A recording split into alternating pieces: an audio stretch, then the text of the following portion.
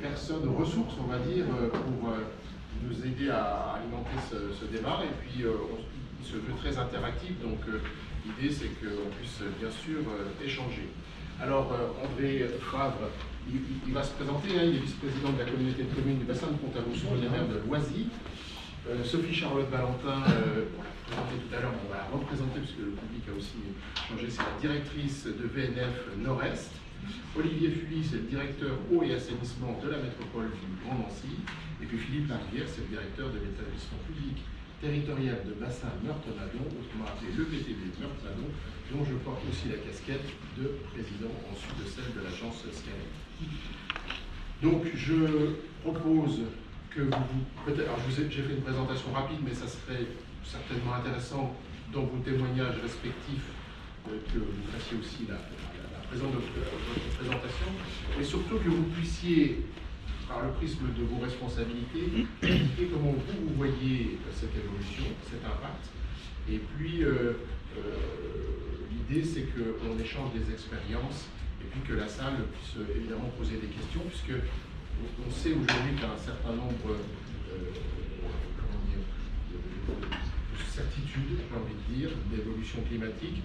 On sait qu'on va, on est bien placé face à la rivière ici même, mais avoir des étiages forts les étés, parce qu'on va aller en direction de périodes de sécheresse, en tout cas de manque de pluie, ou en tout cas de baisse de la pluviométrie en période estivale, et puis en direction d'hiver ou de demi-saison beaucoup plus pluvieuse, et qu'à l'horizon 2050, parce que c'est les projections qui sont faites, certainement plus de pluie, mais autrement répartie.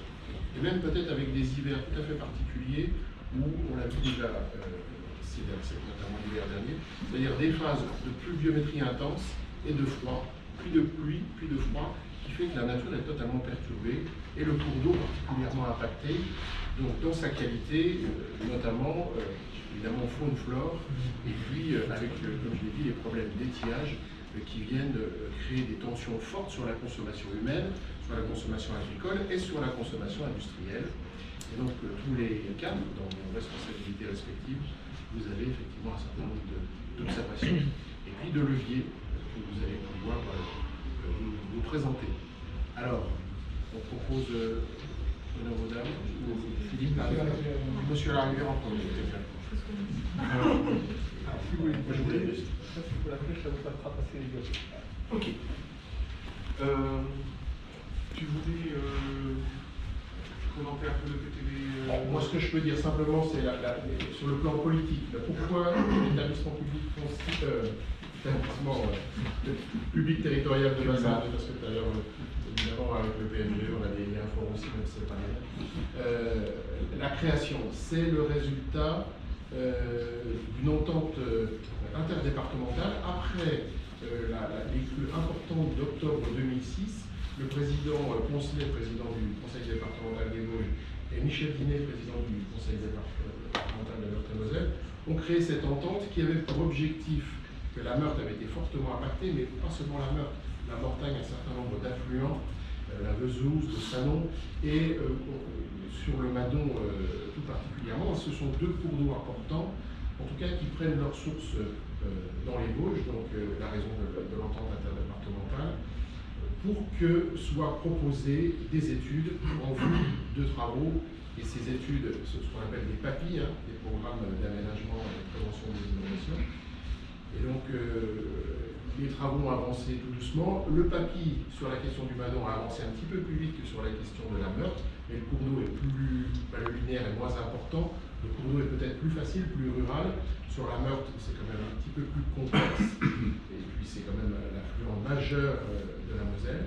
Et donc, l'établissement public, s'est constitué en syndicat mixte. Et puis, nous sommes EPTB depuis avril 2018, avec notamment d'autres prérogatives. Et Philippe en dira un mot, notamment un sujet qui nous a été demandé de conduire une étude quantitative de la ressource en eau, que nous allons conduire avec Moselle, le syndicat mixte de Moselle-Amont et de Moselle-Aval, sur l'ensemble du bassin de la Moselle, en partenariat avec la région, avec l'agence de l'eau bien sûr, et EDF, qui a intérêt à l'amont et à l'aval, puisque À l'amont, vous avez le barrage de Pierre Percé qui vient en soutien d'étiage de la Meurthe et in fine de la Moselle, avec tout en haut du cours d'eau, évidemment Cattenom et les conséquences, évidemment, puisque ça participe au refroidissement de la centrale. Donc ça c'est le volet, j'ai envie de dire, qui concerne la centrale.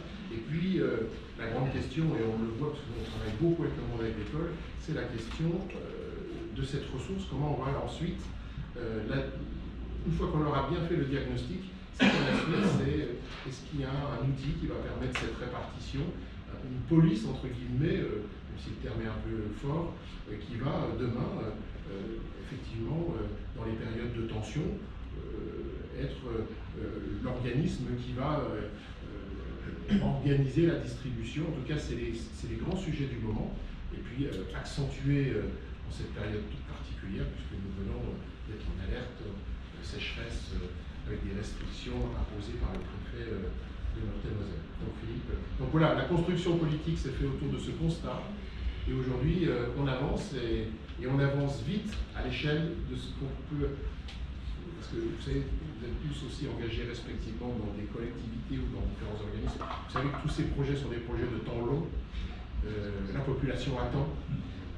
Néanmoins, malgré l'énorme travail, parce que je pense qu'il n'y a pas d'autre terme qui est engagé, les choses avancent et avancent néanmoins vite à l'aune de tout ce qu'il y a à faire comme études.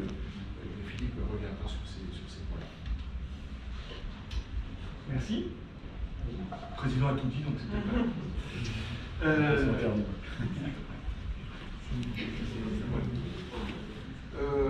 Une présentation très rapide de l'EPTB dans la mesure où effectivement le président en a déjà pas mal dit. Juste pour rappeler que le territoire, quand même, le territoire de l'EPTB c'est quelque chose d'un petit peu spécifique, dans la mesure où on se moque des limites administratives. Nous, ce qui nous importe, ce sont les limites hydrographiques. Donc, avec un territoire, avec le bassin versant de la Meurthe, celui du Malon, et puis il fallait l'unité hydrographique. Et donc, nous avons aussi un morceau de Moselle, en fait, qui va de la confluence Moselle-Malon à la confluence Meurthe-Moselle. Donc, tout ça, ça représente quand même pas mal de monde, près de 600 000 habitants, et surtout plus de 3000 km de cours d'eau. Alors, nous sommes un syndicat mixte, ouvert. Donc, pourquoi ouvert? Parce que parmi nos membres, nous avons les deux départements, Meurthe-et-Moselle et des Vosges, ainsi que la région Grand Est. Et puis nos autres membres, ce sont les intercommunalités, puisque je pense que ici, vous avez tous entendu parler de la compétence GEMAPI. Donc effectivement, c'est une compétence désormais obligatoire pour les différentes intercommunalités. Et elles ont, pour un bon nombre d'entre elles, elles ont décidé de nous confier cette compétence au niveau de l'EPTB. Pourquoi? Tout simplement parce qu'une fois de plus, grâce à notre logique hydrographique, c'était quand même plus cohérent, et c'est quand même plus cohérent de gérer ces thématiques-là, que sont la thématique inondation, gestion de bassin versant, à l'échelle justement du bassin versant. Donc toutes les collectivités qui sont en couleur sur la carte sont nos membres. Autrement dit, sur la vingtaine d'intercommunalités concernées, nous en avons 16 qui sont adhérentes. Et donc la particularité de l'EPTB Meurthe-Malon par rapport à d'autres EPTB que vous pourriez rencontrer, c'est que dès lors qu'une collectivité, une intercommunalité adhère chez nous, de fait, il y a transfert, au sens légal du terme, il y a transfert de la compétence prévention des inondations. Et elles peuvent, mais aussi peuvent ne pas nous la confier, la partie GEMA, donc la partie gestion des milieux naturels aquatiques. Donc il y a quatre collectivités, quatre intercommunalités, qui nous ont confié cette compétence-là.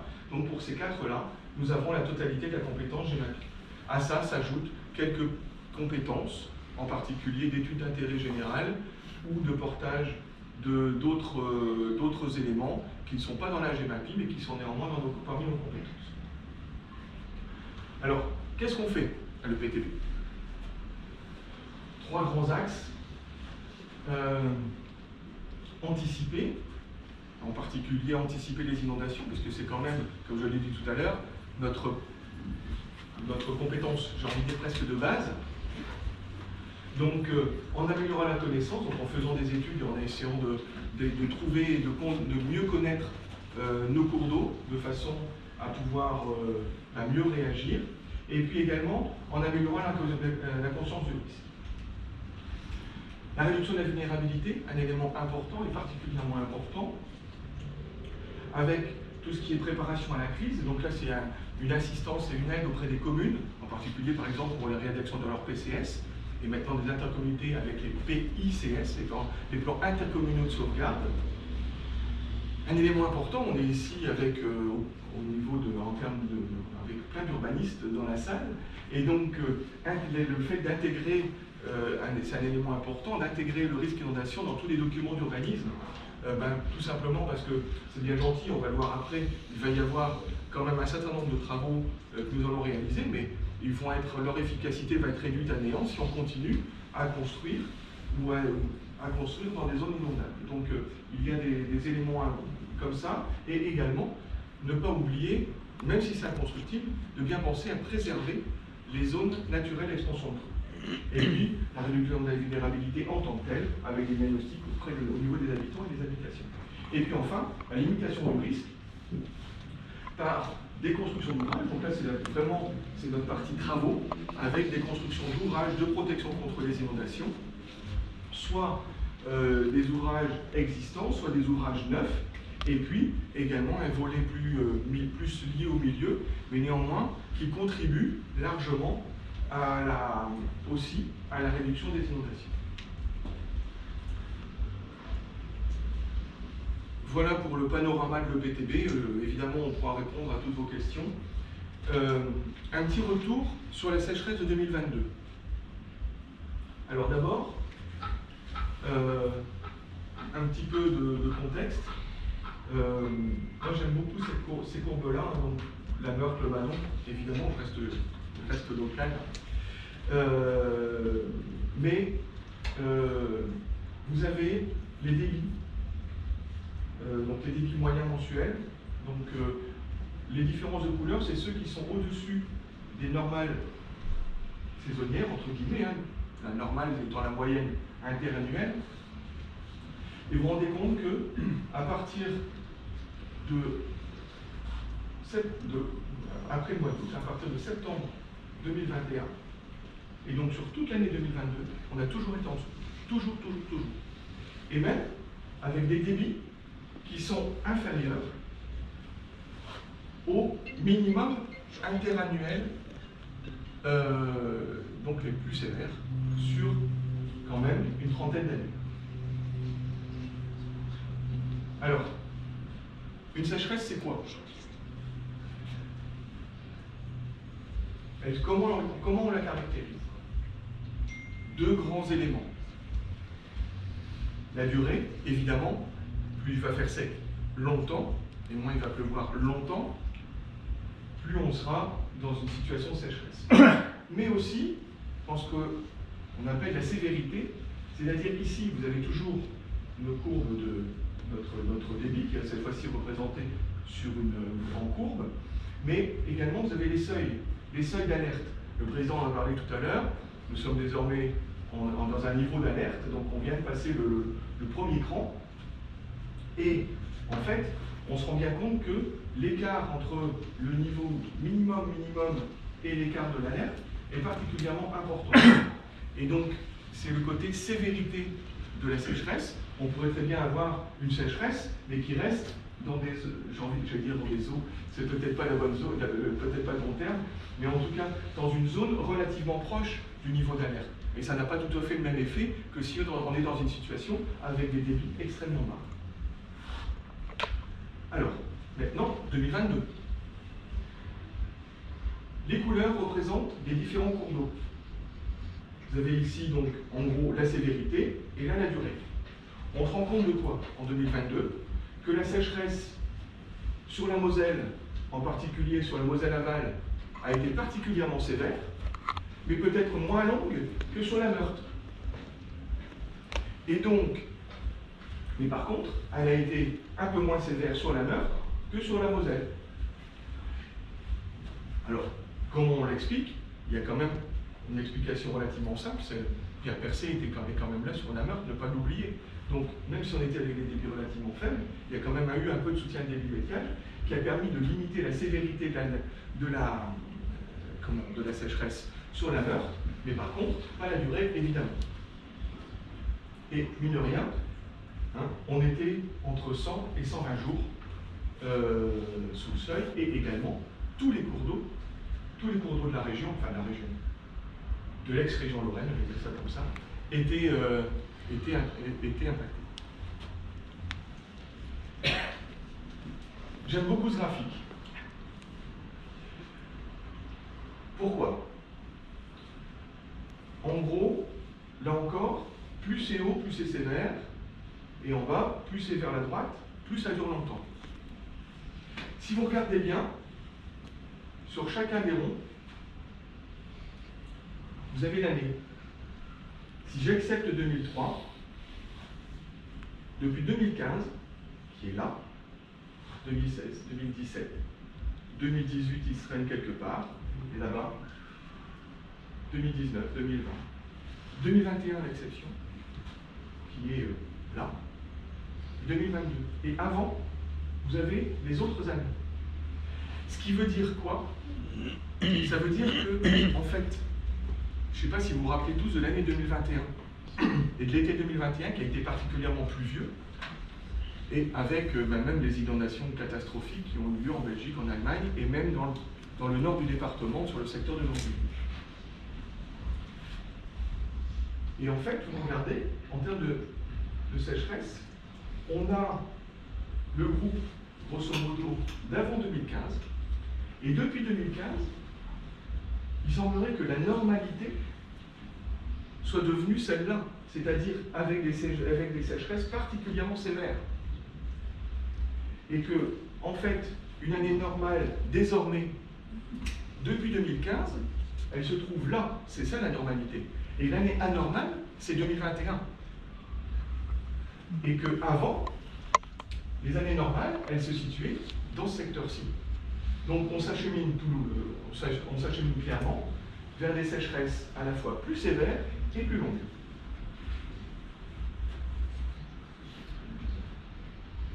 Face à ces constats, la région a fait une étude à l'échelle de la région Grand Est, une étude prospective sur l'ensemble, en gros c'est une analyse besoin-ressources, hein, mais à une échelle macro, puisqu'on est à l'échelle Grand Est, qui a démontré quoi? Qui a démontré que la situation, vous l'avez là la carte, hein, honnêtement c'est la seule que j'ai souhaité mettre en évidence. Les zones rouges, ce sont les zones qui vont être en très forte tension dans l'avenir.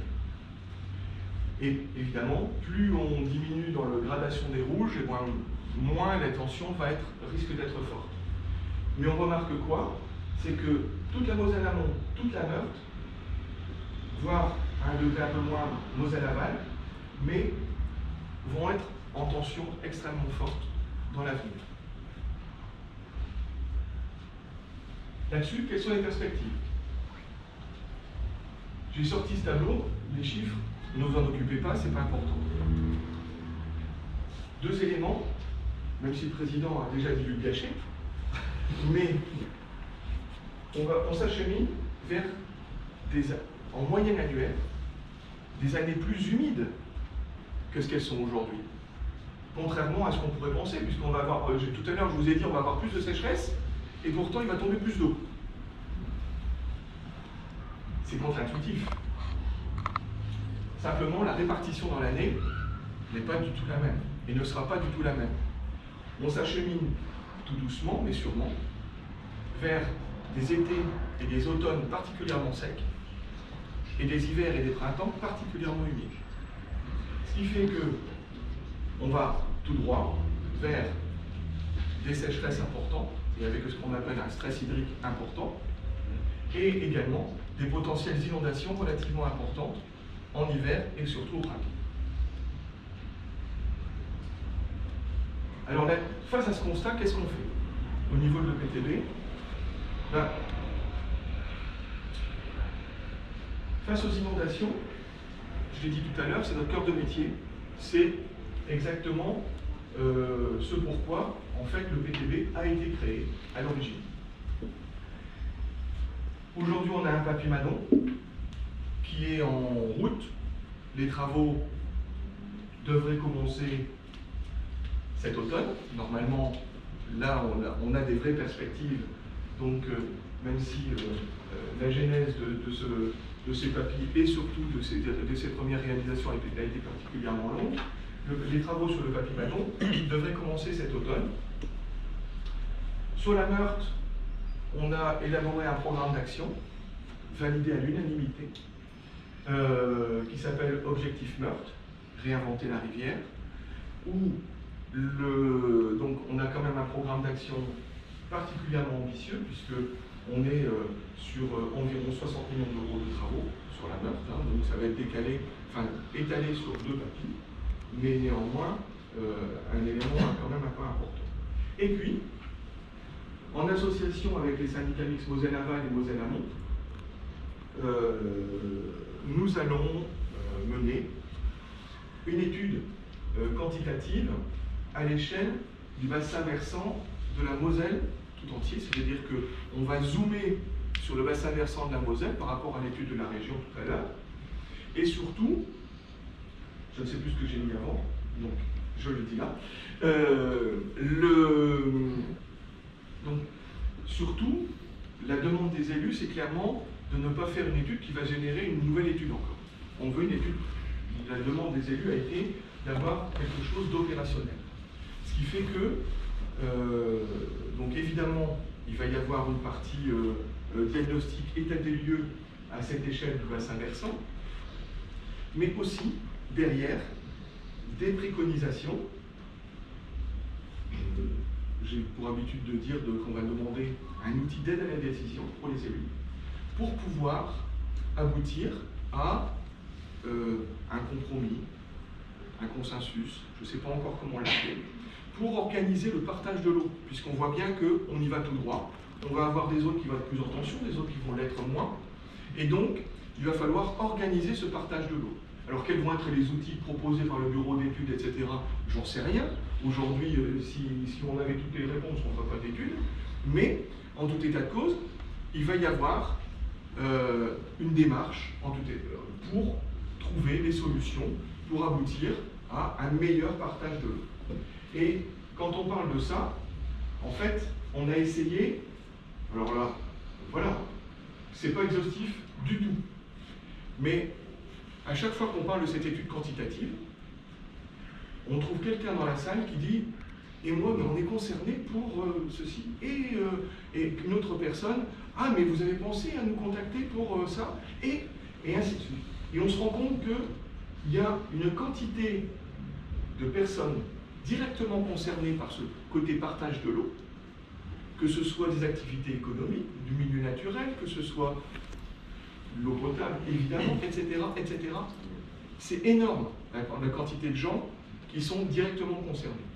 Et donc, l'un des grands challenges de cette étude va être justement de parvenir à associer tout le monde à la bonne échelle, correctement, de façon cohérente, pour que, à la fin du compte, ce qui sera proposé, ce qui sera préconisé, ce qui sera choisi par les élus, soit aussi accepté par l'ensemble des parties prenantes.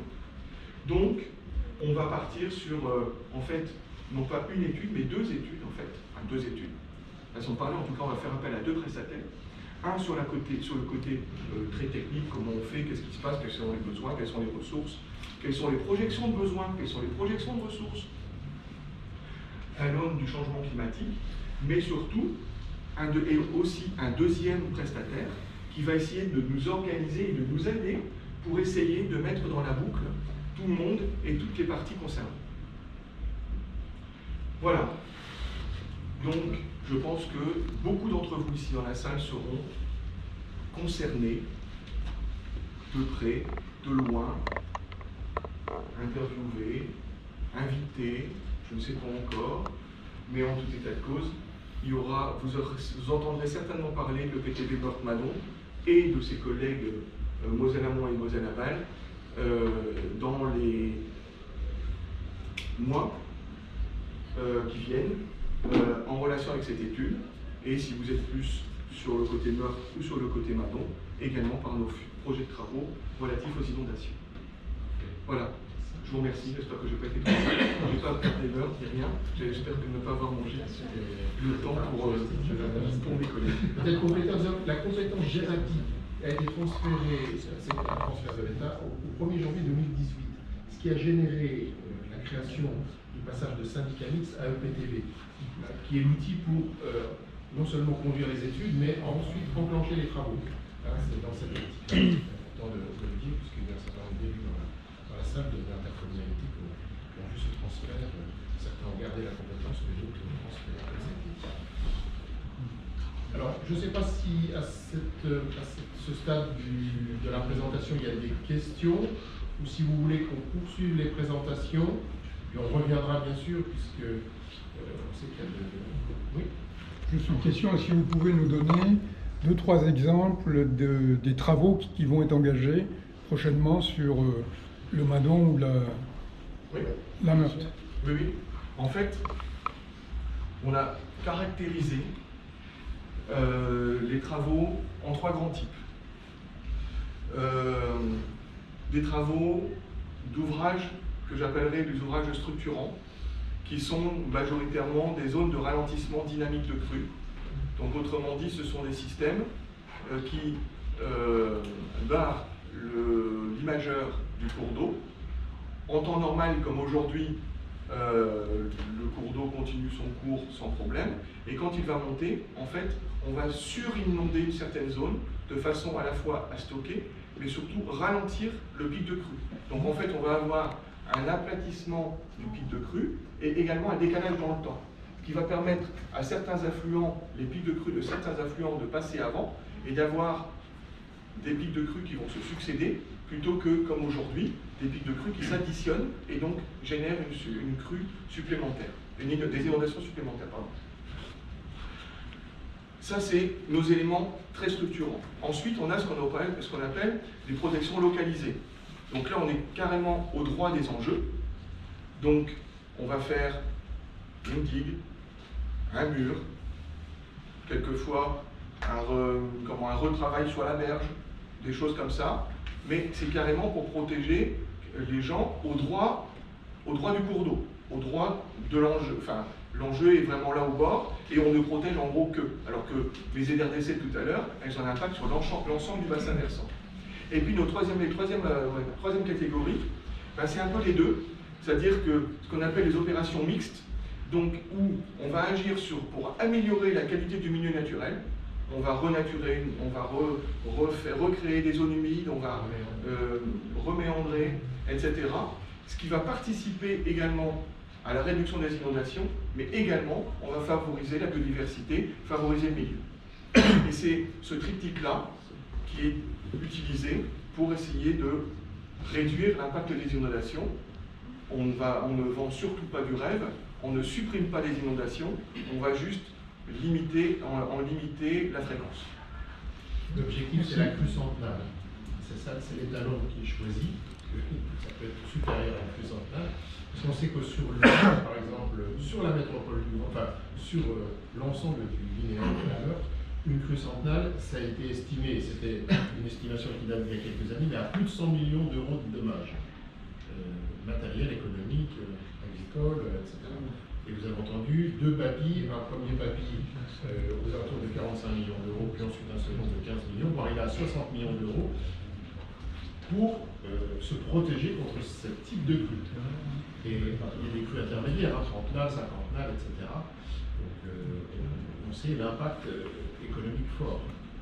On est sur un cours d'eau qui est peu colérique, pas comme le Madon qui peut vite monter en charge, où on a eu des phénomènes ici, par exemple, en mai 2012, sur le Grébillon, un épisode quasi sévenol, avec des précipitations extrêmes pendant quelques heures, qui ont fait monter le Grébillon en charge, il y avait eu un mort, une personne âgée qui n'avait pas pu se dégager. On voit les conséquences matérielles et humaines. Mais attends, pour le sud de la France, ils sont tous maintenant en crue millénaire. Ils attaquent carrément la crue millénaire. Alors ce qui est intéressant, enfin tout à fait raison, ce qui est intéressant, parce que là on a une expérience sur le Madon plus importante, puisqu'on est très en avance et que les travaux vont démarrer. Quand on parle de protection localisée, par exemple, la ville importante sur le Madon, c'est Mirecourt. Et à Mirecourt, on a les abords du Madon, si vous connaissez un peu, c'est absolument magnifique. Et quand on discute de protection localisée avec la population, eh bien, ils nous disent, mais nous, on ne veut pas se protéger contre des crues même centenales, parce que ça voudrait dire devant chez eux avoir un mur de mètres de haut. Eux, ils veulent garder la vue. Donc ils nous disent, nous, c'est les crues quinquennales, décennales, c'est contre ces crues-là qui viennent plus fréquemment et qui génèrent des nuisances et quelques dégâts, on veut se protéger.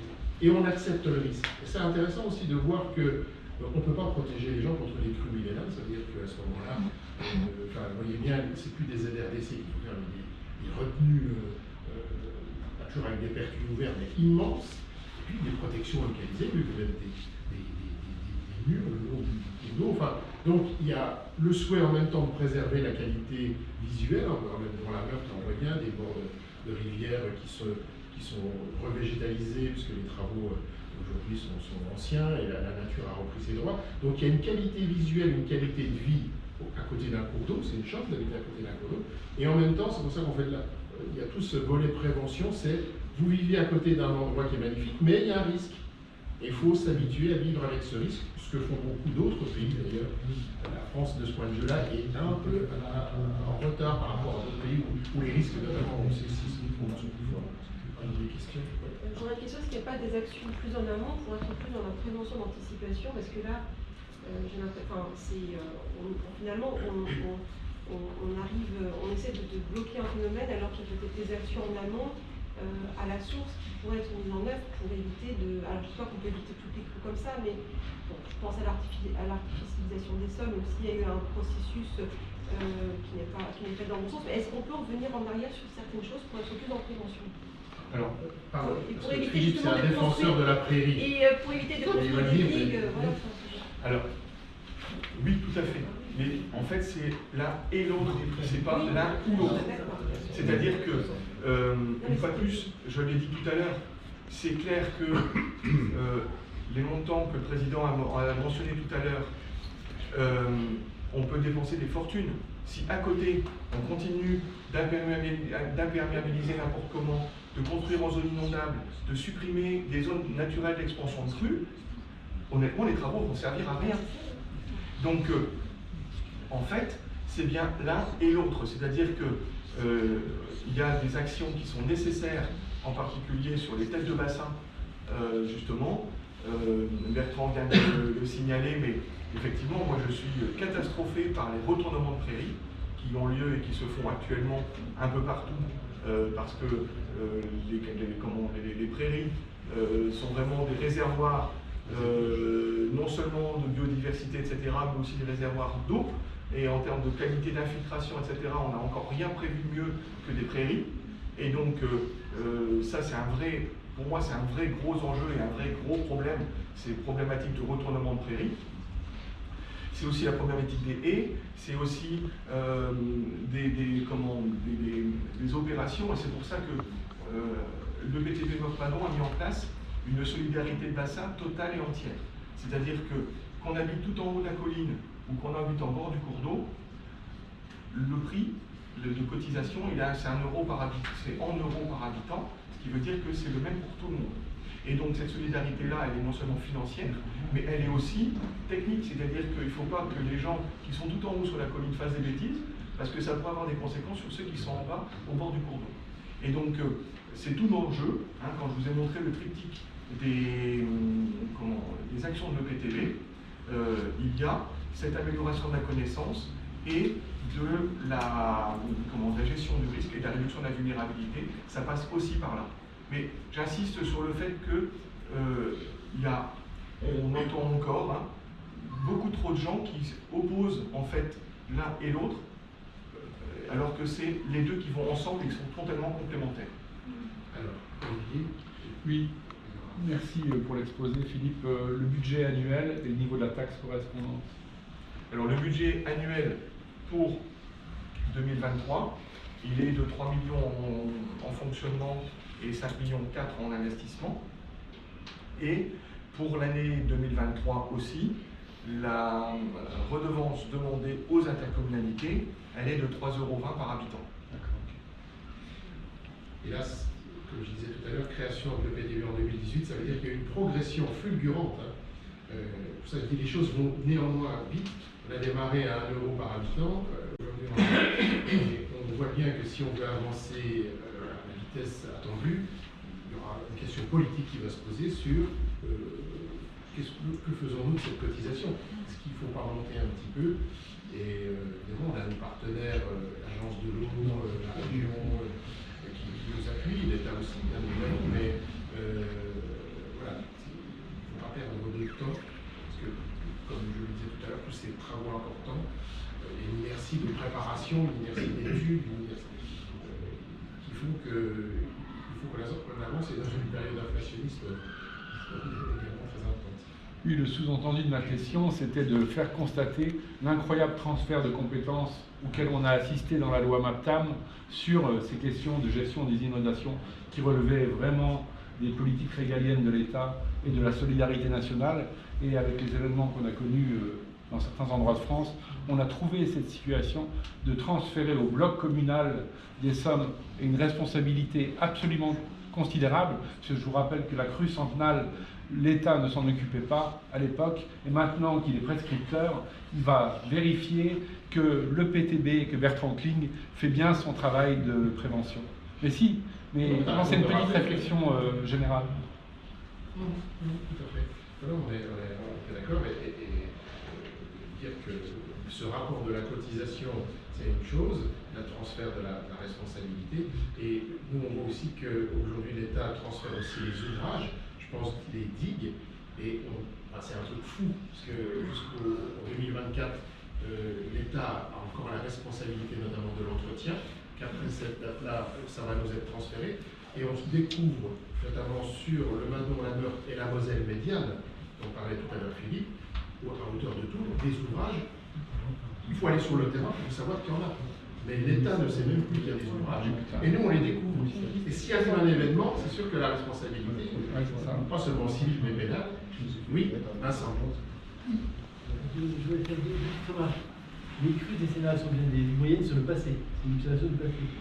Or là, on est sur le futur, dans un futur qui est totalement inconnu. Donc, si on dit le niveau d'une crue décennale, c'est au moins ce niveau-là.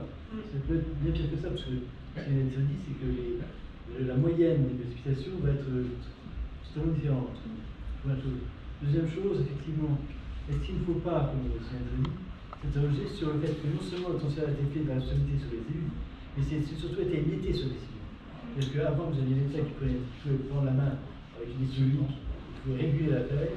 Aujourd'hui, il va falloir que tout le monde se mette d'accord, parce que c'est pas simple, même si tout le monde est sur le principe, sur le même objectif. Donc est-ce que c'est pas limite de la décentralisation? Je pense que c'est clairement limite de la décentralisation où, à force de d'éparpiller les décisions, on n'arrive plus à décider. C'est un risque. Voilà ce que je veux dire. Juste pour le Q10, Q100, ce sont simplement des débits qui sont à la seconde de telle rivière. Ça correspond à un débit à un certain moment. Donc le Q10 peut arriver tous les ans. D'accord, c'est pas. Okay. Le centenal aussi peut arriver tous les ans. Effectivement, dans les services, alors je ne sais pas s'il y a des services de police de l'eau ou de prévention des risques. Non, mais il y a l'État qui est là. Il y a un opérateur de l'État qui a très souvent affaire à des services de police. Qui consomme beaucoup d'eau. Qui consomme, qui gère. Qui en restitue aussi. Qui en restitue beaucoup. Et effectivement, les consignes en fait auprès des services de police de l'eau sont de majorer tous ces débits pour les instructions. C'est-à-dire que dans les autorisations, par exemple, de travaux, ce sont les débits constatés, Q10, Q100, etc., majorés pour prendre une précaution, parce qu'on sait qu'à l'avenir, vous avez raison, ça va être vraisemblablement plus fort. Donc on ne sait pas quelle est la marge exacte qu'il faut prendre, mais en tout cas, ils sont majorés. Et on va convertir avec quelques centimètres de plus sur les cotes, une dizaine de centimètres, en fonction des secteurs. Alors, plus une redevance. Ouais. Simplement sur la question du transfert, c'est vrai que nous, régulièrement, on a des temps avec les services de l'État pour qu'il nous accompagne et qu'il soit facilitateur, parce que c'est un travail de pénitent. Hein. C'est vrai que dans chaque interco, dans chaque commune, le ressenti ou la problématique, elle est vue différemment. Et quand il faut se mettre d'accord collectivement sur des sujets aussi complexes, il y a un temps préparatoire, un temps pédagogique qui est extrêmement important. Et puis sur les crues centrales, merci de la question, parce qu'en fait, le recul, il est récent. En fait, on voit que c'est la crue de 1910 à Paris qui a un petit peu, parce que tout ce qui se passe à Paris en France impacte la vie française, évidemment. Et donc, la cotation, elle part à peu près de cette époque-là. Mais dans le papier 3e génération qu'on lance qui est en cours sur la Meurthe, on est obligé de faire une étude historique. Et dans l'étude historique, c'est très intéressant. On se rend compte que les crues, notamment du XVIIe et du XVIIIe siècle, ont été des crues bien supérieures à celles qu'on a connues, parce qu'en fait, la plus forte, c'est pas 1947 ici, c'est 1919. Mais déjà, personne n'était là, mais tout le monde l'a oublié, parce que les gens sortaient de la Première Guerre mondiale, ils étaient essorés de la boucherie, puis ensuite il y avait la grippe espagnole, les pauvres ils se sont pris en plus une crue phénoménale en 1919. Mais et si on fait le parallèle notamment avec la déforestation, parce que vous savez, quand au XVIIe et XVIIIe, la France était coupée du bois, puisque tout se faisait en bois, les bateaux, etc., les constructions, et donc le pays il subsistait très peu de couverts boisés, et du coup, je pense qu'on peut faire un parallèle, et l'étude historique le fait, et nous, à Valzéville, on a transmis dans le cadre de cette étude historique un certain nombre de documents qui datent de cette époque-là, qui montrent que le pont Renaissance, qui a été le premier pont posé sur la Meurthe en 1498, a eu une arche submergée par la rivière. Donc quand vous passez sur le pont aujourd'hui, vous imaginez la hauteur de crue, donc bien supérieure, peut-être une crue millénaire. On ne sait pas, parce qu'il n'y avait aucune mesure. Mais voilà, l'étalon d'aujourd'hui, c'est un étalon pris sur 1910, Paris, et on n'a pas beaucoup plus de recul sur ces événements. Alors Jacqueline, oui. Oui, je voudrais réagir sur ce que vous avez dit concernant le retournement des prairies. Malheureusement, c'est vrai, c'est un phénomène. Mais il faut quand même reconnaître que dans l'opinion, on fait tout pour éradiquer l'élevage dans nos campagnes. Donc, à partir de là, que fait l'exploitant? Il ne peut plus vendre sa viande puisqu'il pollue. C'est ce qu'on dit. Et ça, c'est dramatique. Il y a une production de viande qui diminue chaque année de façon drastique en France. On importe, parce que malgré tout, on en fait venir. Et donc, faisons attention à la communication autour de ce phénomène qui va au-delà de l'élevage et bien entendu l'eau. On travaille très étroitement avec les chambres d'agriculture à 88 et 54. Et si au début nos relations elles étaient bonnes, mais elles étaient un peu tumultueuses, il faut le dire, on a appris à se connaître et à parler le même langage. Non mais c'est important parce qu'ils se sont méfiés des projets qui étaient portés par le PTB. D'ailleurs, nous étions très en empathie par rapport à leur problématique. Notamment, une des premières demandes, c'était des bassines où c'était des retenues collinaires. Mais je dis, notre boulot à nous, c'est pas de retenir l'eau, c'est justement qu'elle s'évacue. Donc moi, les missions, elles sont claires, elles sont encadrées. Si le législateur décide de faire évoluer la loi et nos missions, dont acte, mais pour le moment. Et donc il a fallu qu'on apprenne à s'écouter, à se parler. Et aujourd'hui, les chambres sont vraiment des partenaires. Mais ce qui montre bien que sur ces sujets, il y a de la tension. Et quand on est en période d'étirage fort comme en ce moment, heureusement qu'on a ces bonnes relations-là, parce que sinon je pense qu'on n'arriverait plus à travailler. Non, mais c'est vrai. On peut peut-être passer à d'autres présentations, hein, parce que je ne vois pas. Alors, Sophie Charlotte. Alors, Voilà. si je fais là-dessus, ça marche. Voilà. Alors, effectivement, VNF est un acteur central de la gestion de l'eau. Vous disiez, oui, effectivement, consommateur. Non, on est gestionnaire de l'eau. Si on regarde dans les bases de données nationales, on est répertorié comme préleveur. Le deuxième plus grand préleveur d'eau derrière L'agriculture. EDF. EDF. Ouais. C'est EDF en tant qu'institution. Ah, oui. Alors, pourquoi préleveur? C'est parce qu'en fait, on a des points de captage de lien avec le milieu naturel et de restitution. Ce qu'on oublie de compter, ce qui était aujourd'hui uniquement recensé dans les bases de données, c'est les points de captage. Sur la direction territoriale Nord-Est, c'est 350 points de connexion avec le milieu naturel. Il y a autant de captage que de restitution, de rejet. Voilà, alors en France, voilà, ça c'est le réseau géré par VNF. On a l'habitude de dire un établissement, deux réseaux, parce qu'il y a le réseau grand gabarit et le réseau petit gabarit. Le tout, ça fait 6700 km de canaux, fleuves et rivières canalisés. Il y a deux types de réseaux aussi, sous un angle plus hydrologique. On a des rivières qui sont dérivées, par exemple la Moselle, qui a des dérivations, Moselle canalisée, donc point d'entrée dans le canal, retour directement dans la même vallée. Et puis on a des ouvrages artificiels, le canal de la Marne au Rhin est un parfait exemple de transfert interbassin, un ouvrage complètement artificiel dont l'objectif est de passer d'un bassin à l'autre. Ceux qui ont l'habitude de travailler avec les services de police de l'eau, vous savez qu'aujourd'hui, on n'autoriserait pas un ouvrage comme ça. Parce qu'une goutte d'eau qui descend dans le bassin doit arriver dans le même bassin. Voilà. Donc, on hérite en fait d'un patrimoine important de deux réseaux et on a trois missions. La première étant la gestion de l'eau pour nourrir nos infrastructures en quelque sorte. La deuxième, il n'y a pas d'ordre de préférence, la deuxième c'est lié au transport de marchandises, transport de fret. En fait, on promeut, comme on l'a évoqué tout à l'heure dans l'Assemblée générale, la logistique durable grâce à la voie d'eau, et puis la troisième, c'est concourir à l'aménagement des territoires par l'ensemble des activités que ces infrastructures permettent. Alors, notre réseau hydraulique, par rapport au contexte que Philippe a décrit, il est en interaction bien évidemment avec les territoires à risque important d'inondation. C'est toutes les petites taches oranges que vous voyez ici.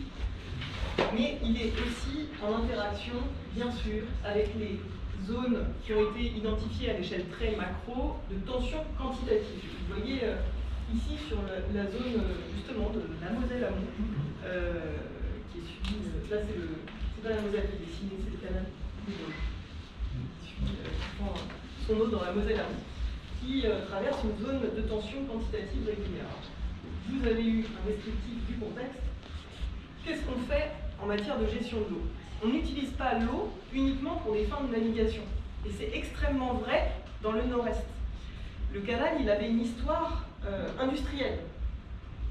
On a perdu une partie du transport industriel sur le réseau Freycinet, mais on a gardé notre lien très très étroit avec l'industrie, parce que l'eau de certains process industriels, donc les grands groupes que vous connaissez très bien aux alentours de Nancy, l'eau qui vient dans les process dépend de l'eau amenée par le canal. Et c'est la source exclusive d'eau, de process.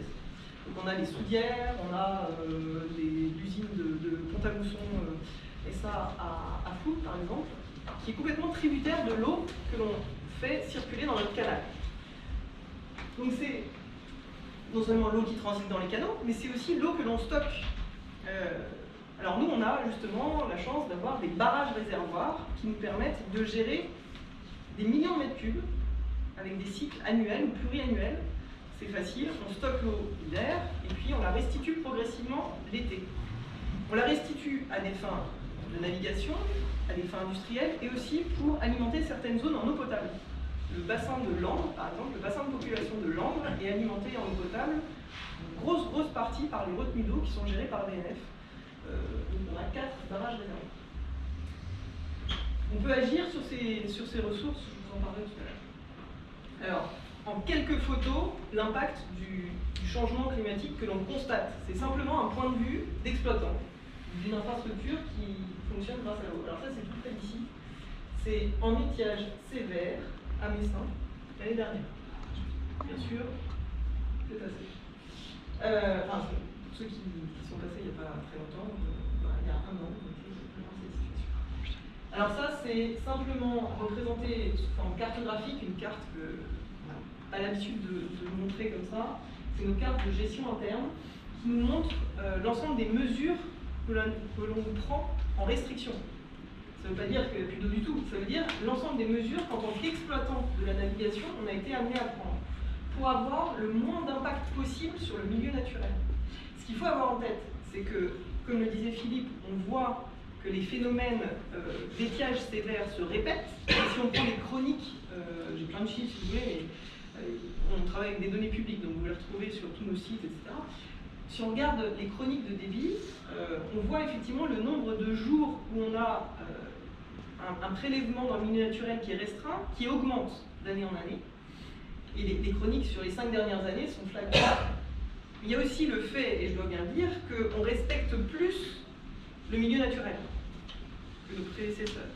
C'est-à-dire qu'on est extrêmement attentif à laisser dans le milieu naturel un débit, ce qu'on appelle le débit réservé, c'est-à-dire celui qui est le débit minimum pour que l'environnement fonctionne bien, que l'écosystème aquatique continue à vivre à peu près normalement avec un débit faible. Donc il y a deux phénomènes pour nous en tant qu'exploitants de l'infrastructure, c'est qu'on respecte le milieu naturel et que les étiages sont de plus en plus sévères.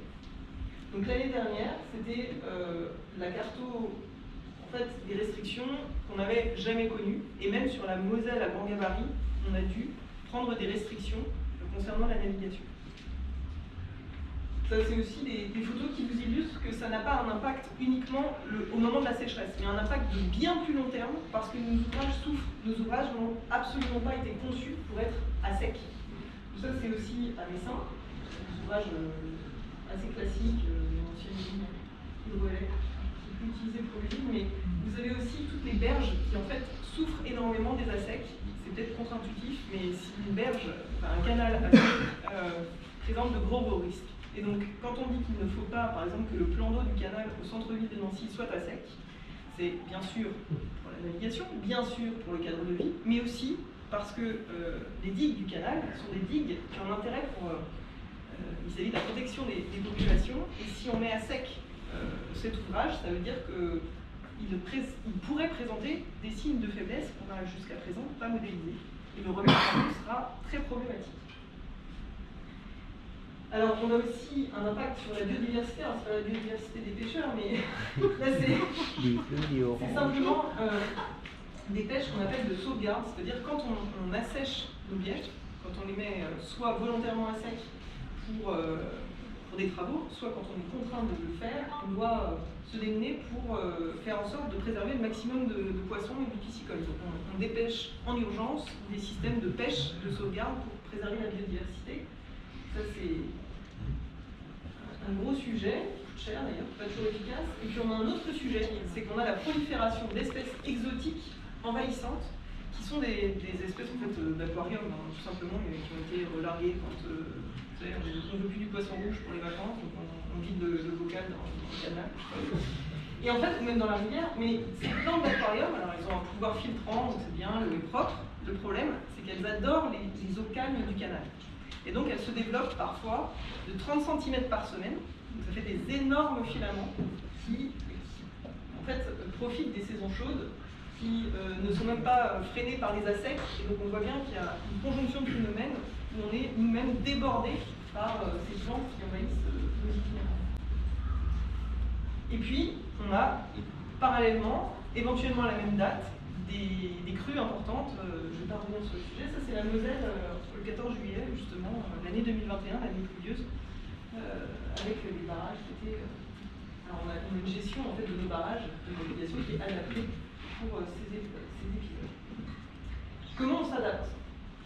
Alors, je disais, on a des réserves en eau. À l'échelle de VNF au niveau national, c'est 50 barrages réservoirs qui stockent plus de 160 millions de mètres cubes. C'est moins que les grands lacs de Seine, certes, mais on n'a pas la vocation de protéger Paris. En tout cas, notre vocation, elle n'a pas été conçue pour protéger contre les inondations, elle a simplement été de stocker l'eau pour la restituer en été. On sait que si on peut faire des travaux, donc on essaye de voir comment on peut optimiser et sécuriser ces réserves, quelques dizaines de millions d'euros, mais pas tant que ça, on pourrait passer à 190 millions de mètres cubes stockés. Donc déjà, on stockait 30 millions de plus. Dans certains cas, on peut faire de la restitution l'étiage juste pour le milieu naturel. C'est-à-dire, avec les capacités stockées, on ne relargue pas pour la navigation, on relargue pour entretenir le milieu naturel, pour entretenir un débit suffisant pour que la vie biologique se porte mieux. Parfois, c'est pour les usages industriels, parfois c'est pour la navigation ou pour l'eau potable. Donc, différents usages. On optimise le fonctionnement hydraulique de l'ensemble de nos dispositifs. On essaye de l'ajuster au mieux. Et puis, on essaye de régénérer, bien sûr, et de moderniser notre infrastructure. Donc, il faut schématiquement retenir qu'on améliore notre connaissance. Il y a encore quelques années, j'aurais été incapable de vous dire les mètres cubes qui transitaient dans les réseaux, etc. C'est que depuis l'année dernière, on a un réseau complètement instrumenté. Donc on gère en temps réel, voilà, grâce à des réseaux de mesure, on gère en temps réel, de façon connectée avec les autres utilisateurs comme EDF de notre réseau, ou les stations publiques, les stations réelles qui servent à la prévision des inondations par exemple. On gère nos ouvrages. Donc pour les gérer, il faut non seulement avoir le système qui capte en temps réel la hauteur d'eau, donc le débit, et puis le système qui permet de faire fonctionner les vannes, enfin tous les ouvrages, qui sont automatiques. Sinon, on a deux choses qui sont déconnectées. Donc on est en train, on a fini le système d'instrumentation, on est en train de moderniser et d'équiper la modernisation de tous nos ouvrages. Et puis on fait, on arrive à gérer à distance, c'est-à-dire qu'on n'a plus besoin d'envoyer des équipes sur le terrain. Bien sûr, on ne le fait pas seul, on travaille avec l'ensemble des services de modélisation en France, INRAE, le service de prévision des crues nationales, le CHAPI, le CNRA, etc., et Météo France, pour essayer d'intégrer les modèles dans nos systèmes de prévision et le système de supervision de la gestion de l'eau. Alors en fait, c'est ça le résumé de notre gestion, une fois qu'elle sera amenée à son terme, c'est qu'on aura dans les 10 ans qui viennent, terminé la modernisation technique de la gestion hydraulique et de la gestion de tous nos ouvrages de navigation, qui seront connectés au même poste de commande, un poste de commande centralisé pour l'ensemble du linéaire de la Moselle. Et depuis ce poste de commande, on pourra gérer et les vannes, et les ouvertures, et le lien avec le milieu. On est vraiment complètement dans cette étape-là. Mais il faut avoir en tête que, c'est ce que je vais vous dire en dernier mot, on hérite quand même d'un patrimoine qui est extrêmement vieux, qui n'a absolument pas été conçu pour une gestion que l'on pratique aujourd'hui. Ça, c'est un tout petit bout.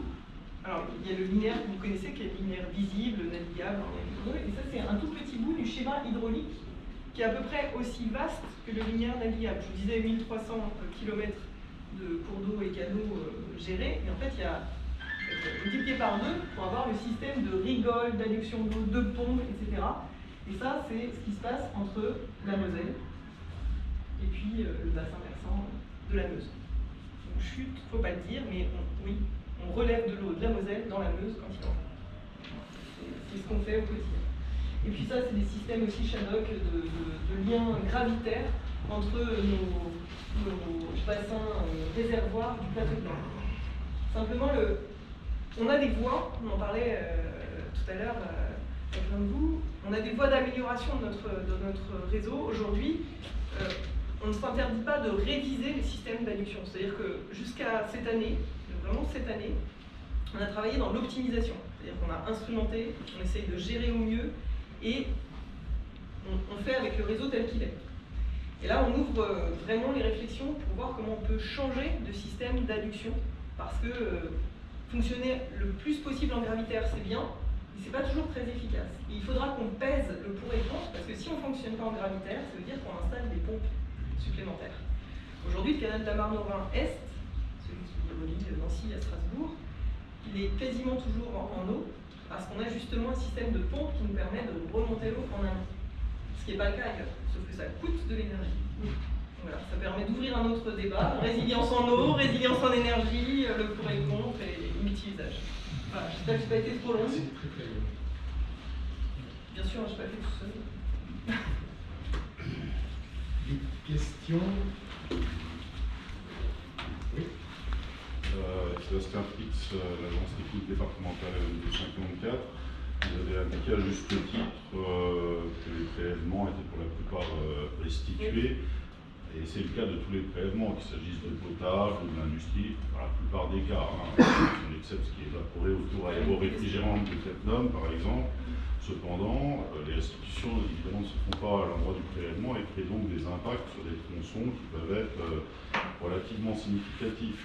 Or, on constate à ce titre que VNF dans le 54 représente à peu près 50% 25% des prélèvements globaux sur la ressource en eau, hein, si j'en crois la base nationale des prélèvements.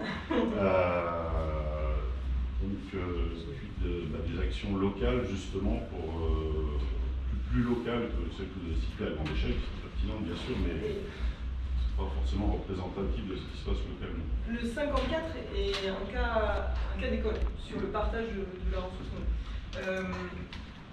Par exemple, la vallée de la Moselle, quand on a les dérivations de la Moselle, c'est de la restitution en quelques kilomètres après. C'est-à-dire qu'on reste dans la même vallée alluviale. On a certes la Moselle sauvage et puis la Moselle naviguée, c'est pas la mer. Il y a une restitution, enfin l'eau reste dans la même vallée alluviale. On n'a pas de transfert massif. C'est là où il faut vraiment distinguer ces situations, des situations effectivement d'ouvrages artificiels qui vont circuler. Vous avez vu le système de pompe là, d'un bassin à un autre. Alors encore une fois, VNF oui, et l'opérateur qui fait transiter de l'eau. Mais in fine, ça sert à pas mal de monde. Donc je reviens les questions que vous avez évoquées tout à l'heure, c'est-à-dire quel est les lieux d'échange sur le partage d'une ressource qui est rare. Aujourd'hui, si on dit on vient d'être en 54 déclaré en alerte, ça veut dire que se poseront des questions de restriction, selon toute vraisemblance. Par quel usage on commence les restrictions, par lequel on finit? Alors VNF n'attend pas qu'il y ait une décision préfectorale ou autre. On est conseiller du préfet à ses côtés pour proposer que ce soit le moins impactant possible. Mais il se trouve qu'on prélève de l'eau exactement au même endroit que la prise d'eau et les prises d'eau de la métropole. Donc l'usage que l'on préserve in fine, en plus du milieu naturel, c'est l'usage dédié à l'eau potable. Donc on a des hiérarchies comme ça d'usages qui nous permettent d'agir en temps réel. Qu'est-ce qu'on fait après pour travailler sur le plus long terme? Et bien on cherche à optimiser nos réserves quand on en a. Sur le 54, on a des réserves qui ne sont pas en 54, qui sont en 57. Ce sont les étangs réservoirs, comme du stock, de parois, qui méritent d'être mieux connus, de voir comment on peut optimiser leur remplissage et ensuite leur vidange. Aujourd'hui, bien sûr, autour des barrages de réservoirs, ce sont des milieux souvent en eau, il y a des zones humides qui sont installées, et donc aujourd'hui c'est une partie classée Natura 2000. Donc d'un ouvrage historiquement conçu pour être rempli à fond, vidé à fond, en fait on n'utilise plus qu'un petit bout. Voilà.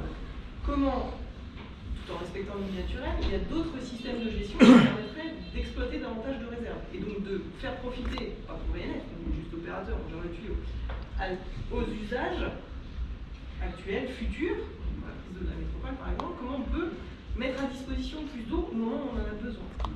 On peut aussi travailler sur les canaux lui-même. On est en train d'évaluer, c'est assez complexe, le volume de sédiments qui pourrait être extrait des canaux. On ne va pas surcreuser les canaux, ce n'est pas l'ordre du jour. Pour plein de raisons techniques et économiques, c'est vraiment pas l'ordre du jour. En revanche, les sédiments se déposent au fond des canaux et empêchent, en fait, ça soustrait un certain volume de stockage d'eau. Donc nos canaux sont eux-mêmes une succession de bassines, si vous voulez. On appelle ça les biefs, qui sont reliés par des écluses. Si on arrive à dimensionner, mais la bathymétrie fine, on est en train de travailler sur le sujet, si on arrive à creuser simplement, à dégager les volumes de sédiments, on gagnerait un bon tas de millions de mètres cubes d'eau. Je ne sais absolument pas combien, mais on est en train d'évaluer. À quel prix? Ensuite, il faudra stocker les sédiments, mais on travaille aussi sur la valorisation des sédiments. C'est plus que d'avoir des millions de mètres cubes de terre polluée à gérer. Plus ou moins pollués, d'ailleurs, plus ou moins. C'est pas forcément. On a des collègues qui ont réussi à convertir les sédiments en des matériaux de construction, donc c'est opérationnel. On arrive à recycler les sédiments dans des matériaux de construction. Donc en fait, il faut regarder vraiment dans la situation, connaître le plus possible, on est seulement à cette étape-là, de connaître le plus possible les flux, les distributions d'eau en fonction des périodes, qualifier les fuites, on a des fuites. Alors, c'est un peu à ça que je pensais, hein, principalement, c'est-à-dire c'est sur les débits de fuite qu'effectivement, assez important, c'est normal. Alors cette eau, bien sûr, retourne au milieu naturel, mais parfois en transitant par la nappe alluviale, il y a une histoire de temporalité. C'est-à-dire que vous avez peut-être prélevé de l'eau en étiage, qui ne reviendra qu'un peu plus tard, et donc elle aura quand même un impact significatif. Donc ce système instrumenté cette année-là, à l'échelle, ça va vous dire que c'est cher, mais à l'échelle de tout le bassin, pour 1,5 million, 1 million d'euros et demi, on a instrumenté toutes les prises d'eau. C'est-à-dire que maintenant, on peut enfin on va pouvoir modéliser sérieusement et travailler avec des données fiables, ce qui n'était pas le cas, on avait des estimations, qui n'étaient pas toujours choses d'ailleurs, des bons ingénieurs qui estimaient bien. Mais aujourd'hui, on va pouvoir comparer au débit réel et donc travailler sur les secteurs les plus fiables, on est en train de les identifier pour flécher les crédits sur ces secteurs. En fait, il y a un grand volet de plan d'investissement dédié à la gestion hydraulique qui s'ouvre. Comme je vous disais, on ne s'interdit pas aussi de changer clairement le système d'adduction. C'est-à-dire, je vous donne juste un exemple, mais le canal des Vosges, très lié à notre Moselle, est alimenté par une prise d'eau en Moselle amont. Ensuite, pour alimenter le canal, il y a 42 km de rigoles qui vont à Bouzet, dans un barrage réservoir qui lui-même alimente le canal. C'est un peu chaleureux. Tout ça est en gravitaire. Aussi bien que les Romains. Sauf que 42 km de rigole à entretenir, c'est 600 000 € de crédit de fonctionnement qu'on vient encore de mettre pour entretenir les argiles, etc. Et ça ne suffit pas. Et à chaque assec, il y a tout qui se dégrade, etc. Donc c'est un peu une course contre la montre. En fait, on peut simplement lever le crayon et essayer de se dire, au lieu d'entretenir 42 km de rigole, comment, dans le système actuel que l'on connaît mieux, on peut alimenter le barrage de Bouzet avec une prise d'eau qui est plus en aval. Là, il faudra pomper. Mais pourquoi pas? Avec des fuites sans doute bien moins. Bien moins. Bon, je peux en parler déjà. Non, mais passionnante. C'est vrai.